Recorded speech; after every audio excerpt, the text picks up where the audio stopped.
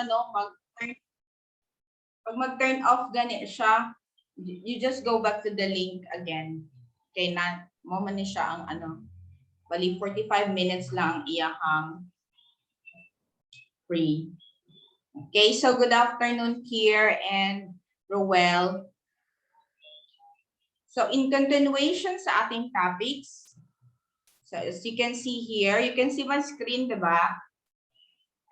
Yes, ma'am. Okay. Yes, So ma'am. as you can see here, we have we have 4 units, prelim, midterm, pre-final, and final, and we are now on prelim. So we are done with yung introduction natin sa General Code of Good Animal Husbandry Practices. So by this time, and most of you, I guess, have already finished this. Amot lang kumawag ako nakita na report. And so we will be discussing on actually the same pa rin ito, no, but I just want to show you how detailed is the Philippine National Standards Bureau of Agriculture and Fisheries what product standards. Ipabitaw ka memorize. So we will be discussing the second topic sa Unit 1, and after that, dali na lang no, na nata sa midterm, no, but although wala pa na ko na-uploadan one page. But then maybe at this point you can also participate with me in the discussion during midterms na. No, so I'll be assigning these topics, but let me first fill in yung ating ano mga sa tawag na mga contents. So all you need to do is to just explain the topics, but I'll be going to send to you the contents in advance. But for now, sa prelim na to, I'll be the one discussing. So as you have promised that you're going to help me in explaining this one, kasi 4th year na mo, diba? Mag-minyo na gani mo yung graduate ninyo, diba? Yo sa ma'am. Kayo pa kayo. Hindi pa, ma'am. Ay. So, yeah, and so last time we also have discussed about poultry terms last Wednesday. So we will have the second na on next Saturday, since we changed all our schedules. So now, since we are 1 before, I guess, so I'll just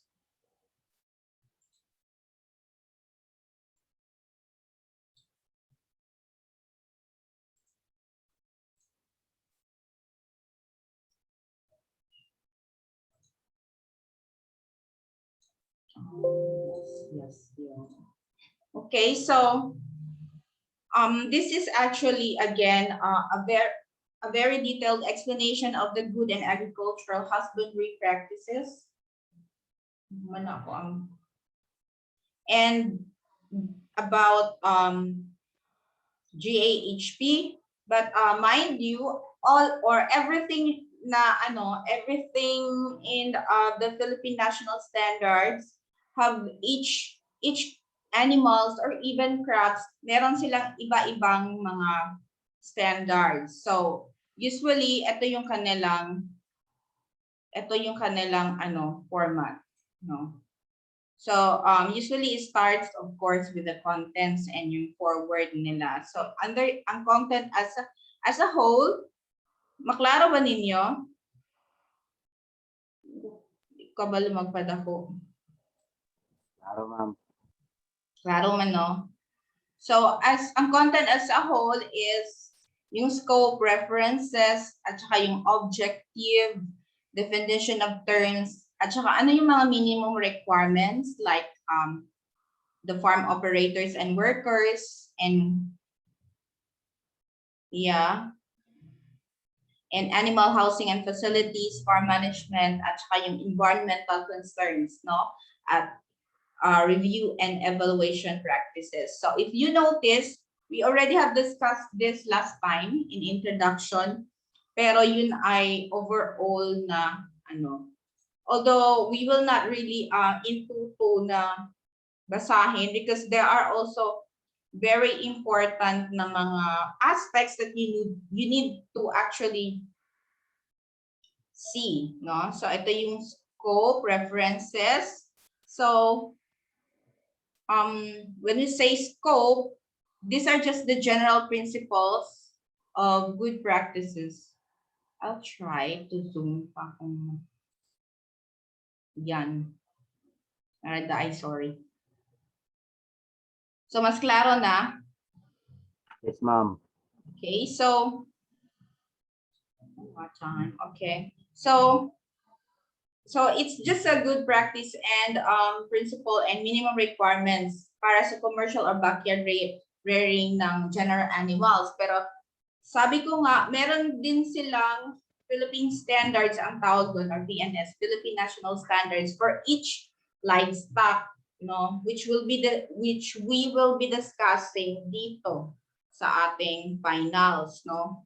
Meron silang mga specific for swine, for cattle, and so on. So saan and it could be commercial or backyard sa lahat. Basta for food use siya. And of course, lahat naman ng animals for food use, no? So and therefore ito kasing gap as a general and aside from specific types of animal production, meron din sila each of that na this will just embodies lahat ng animals kung ano yung mga minimum requirement, no? That is yung code niya. So of course the references are at the back. And the purpose actually of this is to ensure na yung mga farming practices natin ng establishment is will provide confidence, safety, or consumers' expectation or quality of the final products.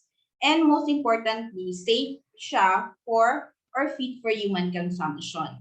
And we make sure nga dili siya meat of kahit ano-ano lang, no? So maybe we will, pero mailhan naman nato kung beef yun talaga siya or kanang, 'di ba? Or kanang pork or what else? Beef, pork, or rabbit ba kaya, or or dili lang po human flesh, no?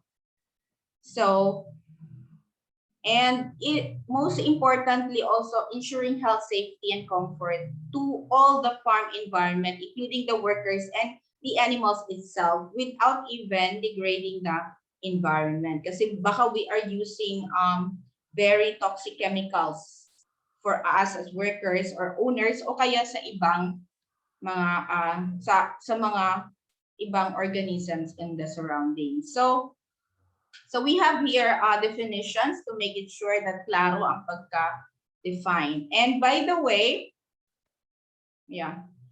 So when we say animal, it refers to all types of animals under the animal kingdom. So meron tayong ruminant, it means that it has four compartment ng stomach. The ano nga yun here or well, the abumasome, umasome, sa ba to? Well, anyway, we'll be discussing that on the next lessons. So these are that's why they are very capable of eating grasses because of their very extensive stomach. And the non-ruminant, we have poultry, pig, ostrich, and horse. No? So it means they have simple stomach only. And when we say abnormal behavior, parang meron siyang wrong or poor management responses, no? Responses. And that means wrong practice or stress to the animal. So authorized means sino yung permitted, and competent authority, of course, yung may knowledge, may expertise, or authority by law. No? So, or competent authority. So, dam is a female animal used for breeding. And when I say establishment, of course, and farm owner operator, yung may-ari, yung farm worker, of course, yung nag-aalaga ng ating animals. And gait is the way of walking or pace of the animals. And ration is yung pagkain. Rearing is yung pag-aalaga. And sire is the male animal for breeding. So lahat ng animal can be called dam kapag they are female na ginagamit natin pag breeding. And female, I mean male is sire and female is dam. No? So vehicle, of course, yung pang transpo natin sa animals. And weaning yung withdrawal, complete withdrawal of milk feeding or from the mother or dam as soon as the young animal reaches specific age and body condition na or matured na physically. So, ano yung mga minimum requirements, no, for farm and operators and workers? So, usually, general skills and responsibilities. Una, they should have knowledge, skill, and basic procedures of farm management, including handling of animal, routine management, practice, and usage of farm animals. At Doki, nag-classic ko, sorry. Kanina ikaw nag-classic ka rin ako na po. Sige, mag-classic ka na lang. Sige, bye.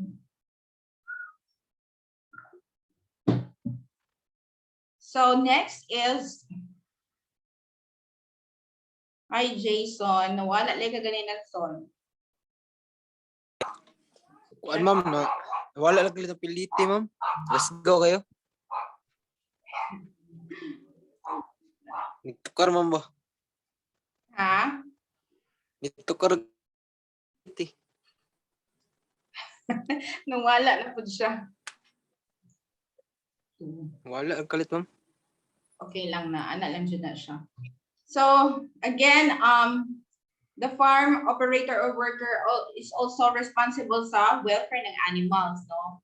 And kailangan they have adequate provision or talagang animal lover. And the farm worker should also be equipped with suitable na gears, tools, and even yung inyong proper attire and uniform, footwear, and should always promote safe and healthy working condition in the farm, including relationship, no, with your co-workers and also with the animals and and also with your mga boss or heads or authority. And accident and emergency procedures should be with clear instruction for all workers. So if you are going to be the manager soon or someday, or you will have your own farm someday, so you should have first aid kits and fire extinguishers all available, no, in a strategic location na pwede siya mahanap, pili kay ilak ninyo sa kwarto, no? And the farm owners or operators should ensure that all farm operators and workers should undergo annual routine health checkup. Wala mang ganing mino. Strict ka ayon. And but then it's very important for us to have that. And legal responsibilities, ibig sabihin meron siyang legal basis or by law, no? Meron tayong animal farming legislation, no, by city, and this would include management ng environmental issues, saan dapat yung farm. So may limit kung hanggang kailan lang siya sa mga location ng subdivision, di ba? Animal welfare requirements, disease control, production of some food and occupational hazard associated ng animal farming. And yung operators should report immediately within 24 hours to authorities if there are abnormal behavioral changes or health conditions or even mortality sa ating farm, or merong disease outbreak like avian influenza, yung dating na foot and mouth disease, no, or yung swine flu. That's why pag sinabi ng gobyerno patayin lahat, patin yun na, wala tayong mabuhat. But then, affected ba mo that time? That was last year, no? Or the previous year pa? But did the government pay also for those? Wala o kadungog, no? Wala pa to. Gani. So it's a loss, no? So the operator should also report relevant authorities in any accident in the farm, no, na mayroong serious physical injuries. Of course, kailangan yun na siya police and insured against accidents in the farm. So the farm worker should have its own insurance, or if you have business, it's better also na magpa-insured mo sa inyong business, no? That's why gani, no, na yung iba pag masunog, may insurance naman. Pero dili lang po tuyuan og sunog, which usually happens, no? So the farm, but I'm not encouraging you to do that because that's bad. So meron tayong cruelty and neglect portion wherein you should know that we should not cause cruelty to animals in accordance with the Animal Welfare Act. No, it's a law by Philippines under Republic Act 8485. So it's called the Animal Welfare Act. In fact, in the universal around the globe, we have animal welfare law na tinatawag. And this includes usually basically the same maltreatment of animals, neglect of animals, no? Such that it can experience pain, suffering, or distress. So, pag mo kanang mag-aw na gani ng iroon sila mo awaw or magdiyam na gani animals, wag manawag sila, no? So you should always attend to that. And failure to provide adequate resources like to maintain yung kanyang weight, life weight, and normal physiological range for the species type, age, and sex. That's why for animal, no, if like for rabbit kasi ang na-remember ko, yung rabbit hindi pwede mag-isa, diba? Dapat may partner yan. So you should not kanang pabayaan na mag-isa lang siya kasi kawawa. Or yung yung ibang, there are also animals that they need companion. And if they're lonely, so you should provide that. And that's their basic needs, no? Even sex. Next, we have removal of any part of the anatomy without adequate anesthesia, no? Basig putlon lang ninyo og pinalive ang ilahang parts or whenever applicable, and putting to sleep or euthanasia, confine, handle, or transport any animal in a manner causing deliberate pain, suffering, or distress. So, hindi lang po basta-basta na imuha siyang kanang patulugon, paingnon nimo pampatulog, no? Or kugso nimo siya para di siya makaliho. And keeping an animal alive, especially that which is pronounced physically or physiologically incapacitated unless it is under the direct care of a licensed registered veterinarian. No, for example, because you have personal attachment to your dog or any animal or yung ating animals, no, na for livestock.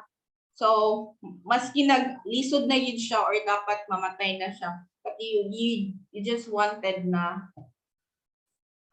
like ang tao noon dili nimo siya ilubong properly para kay mingawan ka, no? So you should do what you are supposed to do. And under farm operator should not also neglect animals based on this criteria: freedom from hunger, thirst, and malnutrition. So even animals dapat dili pagudman or malnourished, and feed withdrawal of animals should not be more than 8 hours before slaughter. Yeah, kasi pag beef mag-slaughter ka, no, ginaano na siya. wala na kay ginapakaon, of course kay ihawon naman nimo and then magkabuang pa ka sa iyahang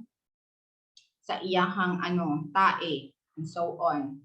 But then it should not be more than 8 hours. No, or bayaan nimo imong animals. That's why usually mo na problema sa family, no, kasi pag animal lovers mo dili ka kalaag o pila ka days mo li din ka diretso maski udto, no, kasi you have animals to tend to, no? Sobra pa siya kaysa magkaroon ka ng mga anak. Then freedom from physical discomfort, comfort and pain, and freedom from injury and disease. So very talaga, very caring with due considerations to the differences in the production system, confined, free grazing ba siya. So they should be given enough freedom to conform essential behavior patterns. Dapat pwede silang makadaga, no? Or yung poultry, for example, sa isang cage, di ba, pwedeng 3, pwedeng 5. So, but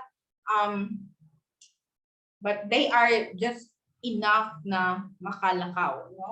Or they can not the fact that they are free, freedom from fear and distress, and to do that you should provide all the comfort. So in terms naman of location, saan ba talaga dapat yung farm natin? It should be strategically located, na approved siya for land use ng local government and compliant with the Department of Natural Resources regulations. So pag permit nimo ana, or usually i-inspect lang man mo, no? But usually naalang na siya sa mga big cities, and have continuous supply of adequate electrical power, potable water, and good access road is very important.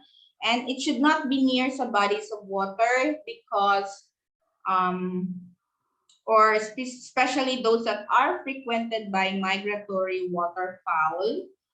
No, it's not really very dito kasi pwede silang diba? Kita na mo ng salida nga kanang mga birds na mupatay or mutusok. Salida lang na siya, no, but there are actually mga birds that are capable of kanang attacking our animals. And not be prone to flooding, of course. Dapat elevated siya. And they have perimeter canals para mag-drain and not very close sa lagoon or any bodies of water nga, no? And it should be constructed to prevent runoffs or contaminating the bodies of water or kahit saang adjacent farm. So, meron siyang proper disposal ng mga tubig. Be accessible to major facilities of production. No, for example, naalang pud mo ay feed mill, napoy hatchery, no, unlike the basing mo tabok pa mo from Sama to Davao to do that, although duol raman siya, no, but it's better nga naa na siya mismo sa lugar. And should be near also in slaughterhouse facilities para dili na masyado mag-transport ng mga animals. So about the site naman, kailangan there are specific also standards for history. So you should have data or information from relevant government agencies or organization on ano ba ang previous gamit ng soil, no? Baka tabunan siya ng mga toxic chemicals, no? Or physical possible source of physical, chemical, and like microbiological hazards. Like I don't know if you have heard of the Chernobyl. Nakadog naman na. Yes, ma'am. So it's nag-explode basta radiation siya, diba? Nuclear power plant, ma'am. Yes, nag-explode ang power plant. It's somewhere in Russia and until now inhabited siya. But then there are actually like kasi na may mga nag-report, no, ng kanang mga sige tawagan na anong mga traveler yan naga-post sila nga niadto silang Chernobyl. No? And although it has been years, about ng maybe 100 years naman siguro ago, like sige itong a year, and it's really it's not allowed to be there, but now na yung mga tao nga nibalik din sa ilang lugar, and there are actually living organisms there, no? But previously nadaot jud ang mga organisms. So places like that, it's really not it's really prohibited for this kind of or the suitability of the land for agricultural use, no? Or you should be analyzing the soil for heavy metal contamination. Baka mayroon siyang mercury or lead, no? Very it's not good for our health. And yung animal housing and facilities naman. So building animal housing facilities also should refer to the standard on housing established by agricultural engineers, no? But then sa atin, sa to-ato raman ng mga panday ra na. So the housing, the premise should be kept clean at all times to prevent disease occurrence. And also, pag mag-establish ka ng breeding ground, so that establishment of breeding ground for pests and avoid environmental degradation.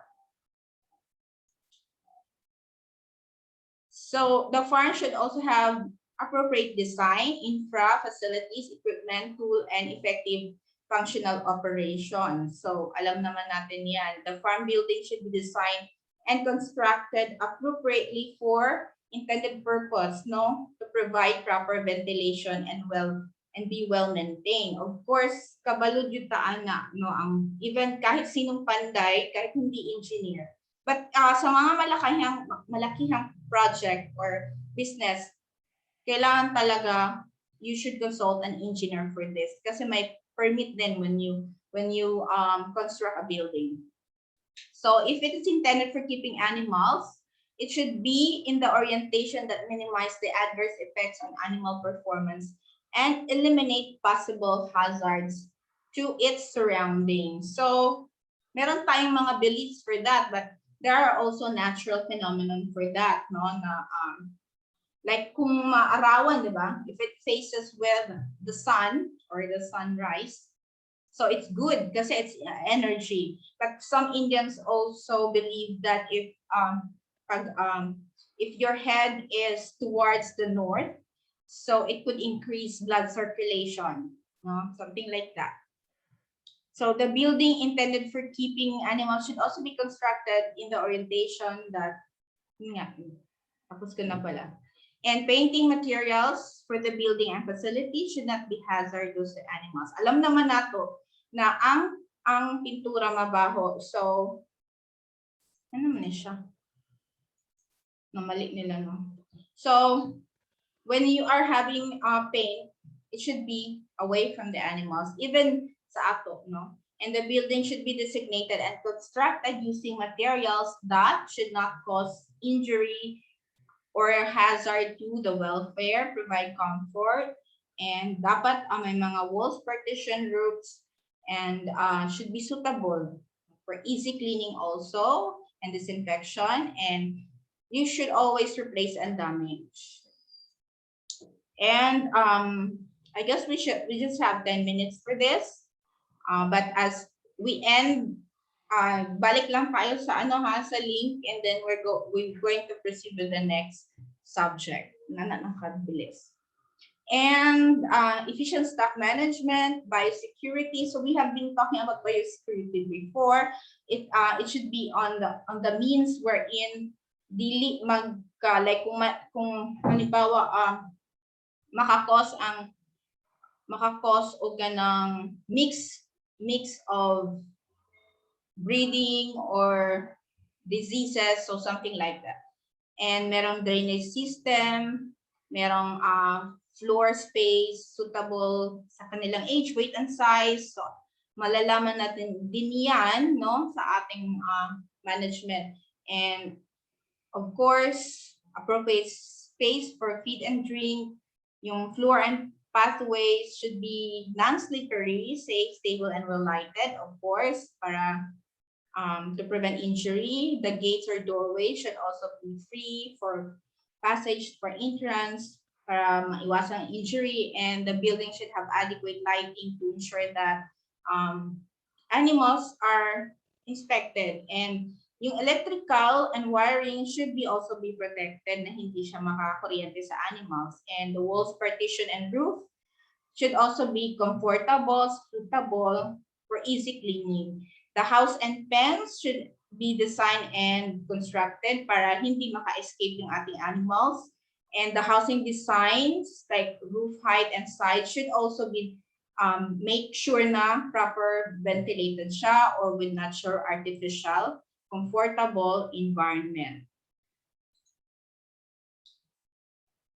Okay, so the farm should provide facilities na hindi siya maka-stress sa both animals and workers, at saka yung mga design and alleys should be effective, no, for the animals and for the management. So dapat enough lang po siya to provide na dili siya slippery, and also have sufficient light, and also walang mga makatusok na objects like nails and so on. And yung ating drinking and feeding equipment facilities should be designed properly and constructed para makaabot naman yung mga animals, no, or they can behave normally, dili masigi og ambak-ambak or kat-kat.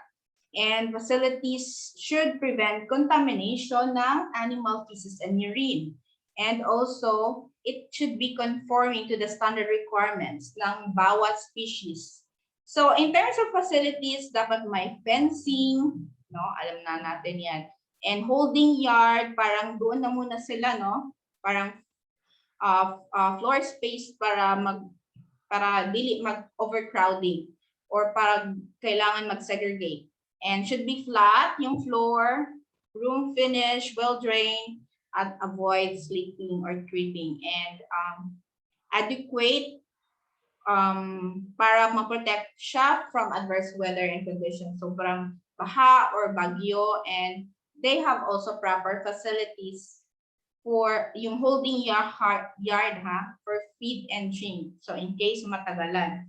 And yung storage facilities din kailangan properly stored for feed and materials, at saka clean and adequately ventilated, at dapat prevent molds and vermin proof or yung ating mga daga.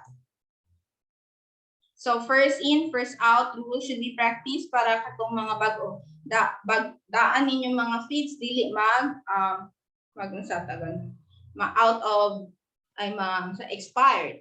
So meron dapat breeding facility para comfortable and conducive, and yung farm management in terms of breeding and reproduction and weaning should practice natural or assisted or pwedeng artificial breeding techniques, no? So yung it should be taken place na to show sexual maturity, attaining yung body weight, health, free from disease, and yung probable abnormalities sa inheritance, no? And natural mating or assisted breeding techniques for the animals should always be practiced in the farm, no? And natural mating for the ratio na appropriate for male to female, and trained personnel or professional to assist the animals, and weaning should be conducted na minimum stress lang siya, no? Both for the young and the dumb. Yeah, and also at recommended body and weight. And they should again provide the basic facilities para sa mga bagong na weaned na animals. So i-record din yung mga reproductive performance para alam natin kung sino yung mga prolific, and the breeding programs activities should also be recorded, maintained, monitored, and evaluated. So saan ka dapat kumuha or bumili ng mga animals? So that's your trace identification and traceability. So you should have records for large animals. It should be properly identified, kaya meron tayong tagging, and should be registered, and records should be kept. And lahat ng movement in and out of the farm should also be recorded, especially yung mga may veterinary prescription. Ayan. So, in terms of feeds and nutrition din, meron tayong mga different Unang-una, dapat tama yung nutrition nila, dapat yung ban ng chemicals, feed additives, and so on. And medication should be properly administered na drug, and dapat may ration or feeding materials na suitable sa kanyang species, dili kay ang pambaboy ihatag sa manok and so on. And they should be yung feeds are registered by the Animal Feed Standardization Division or Bureau of Animal Industry. And if farm mix feed formulation ka, dapat you use certified traceable na ingredients from supplier. And you should also have records of purchase and adequate, safe, clean, and my clean, safe water and equipment. And also my daily feeding schedule or routine, at saka ito lahat should be kept properly on records, including supplier, supplement quantity, ingredients, feed analysis, delivery, and manufacturing or batch number. And also, yung quantity of ration being fed to animals. Now, in terms of animal health, so this should always be guided by our veterinarians and maintain good health for the animals kasi kinakain din natin yan. So kailangan you should practice management to include prevention, treatment, and disease control and containment ng ating disease animals para di siya makahawa sa iba. So animal health care should be supervised by a licensed veterinarian, and also kapag dapat kung you're going to hire an agriculturist, dapat merong PRC, no? And or PRC or license, and should be the disease should always be monitored and assessed by a veterinarian. Dili kayo magbut-buot ta. And the health program should also be monitored, and there should be written vaccination and deworming program, and should and also since this should be adopted by competent authorities, and do not use illegal vaccines, and handle properly the vaccine, and vaccination, medication, and so on should be only again administered by a licensed veterinarian. So the drugs should only be prophylactic and treatment reasons. So, and no illegal and banned medication. So keep your medicines also in a safe place and separate it separate it properly, no, not if only for the intended animals. And so ayun, and should be the veterinarian. And kapag ang mortality or morbidity of animals kailangan within 24 hours of occurrence should be reported properly, and up-to-date records and complete animal health records and programs, including vaccination and deworming again. So let's